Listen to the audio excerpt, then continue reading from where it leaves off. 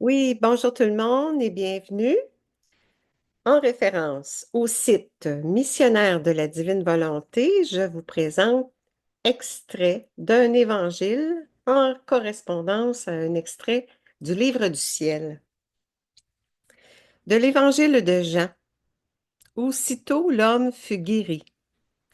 À l'occasion d'une fête juive, Jésus monta à Jérusalem. Or, à Jérusalem, près de la porte des brebis, il existe une piscine qu'on appelle en hébreu Betzata. Elle a 5 colonnades, sous lesquelles était couchée une foule de malades, aveugles, boiteux et impotents. Il y avait là un homme qui était malade depuis 38 ans. Jésus, le voyant couché là, et apprenant qu'il était dans cet état depuis longtemps, lui dit, veux-tu être guéri? Le malade lui répondit, Seigneur, je n'ai personne pour me plonger dans la piscine au moment où l'eau bouillonne, et pendant que j'y vais, un autre descend avant moi. Jésus lui dit, lève-toi, prends ton brancard et marche. Et aussitôt l'homme fut guéri, il prit son brancard, il marchait. Or, ce jour-là était un jour de sabbat. Les Juifs dirent donc à cet homme que Jésus avait remis sur pied, c'est le sabbat, il ne t'est pas permis de porter ton brancard. Il leur répliqua, celui qui m'a guéri, c'est lui qui m'a dit, prends ton brancard et marche. Ils l'interrogèrent, quel est l'homme qui t'a dit, prends ton brancard et marche? Mais celui qui avait été rétabli ne savait pas qui c'était.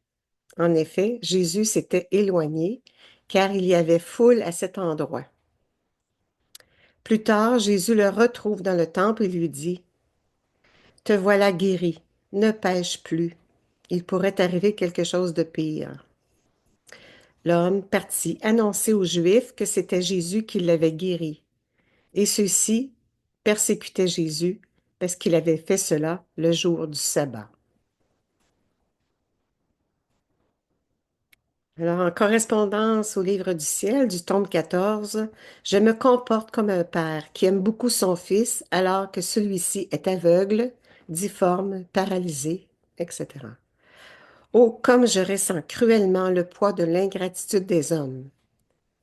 Se jetant alors dans mes bras, Jésus fondit en larmes, dit Louisa. Je le serrai sur mon cœur pendant qu'il suffoquait dans ses larmes. Le voir ainsi pleurer me brisait le cœur. J'aurais été prête à souffrir n'importe quelle peine pour l'empêcher de pleurer. Je lui donnai ma compassion, j'embrassai ses blessures et je séchai ses larmes un peu réconforté. Il ajouta, sais-tu de quelle manière je me comporte? Je me comporte comme un père qui aime beaucoup son fils, alors que celui-ci est aveugle, difforme, paralysé. Et que fait le père qui aime son fils à la folie? Il se départit de ses propres yeux, de ses jambes, il s'arrache la peau et, se donnant tout entier à son fils, il lui dit, je suis plus heureux en étant aveugle, déformé et paralysé, si je sais que toi, mon fils, tu peux voir, marcher et être beau. Oh, comme ce père est heureux de réaliser que son fils voit maintenant avec ses yeux, marche avec ses jambes et est vêtu de sa beauté. Comme sa peine serait grande s'il réalisait que son fils, dans un acte de profonde ingratitude, se défaisait des yeux de son père, de ses jambes et de sa peau, préférant redevenir la misérable créature qu'il était. Jésus dit, je suis comme ce père. Je me suis dépouillé de tout pour tout donner à l'homme. J'ai vu à tout. Mais, par son ingratitude, l'humanité m'inflige les peines les plus cruelles. Il refuse tous mes biens.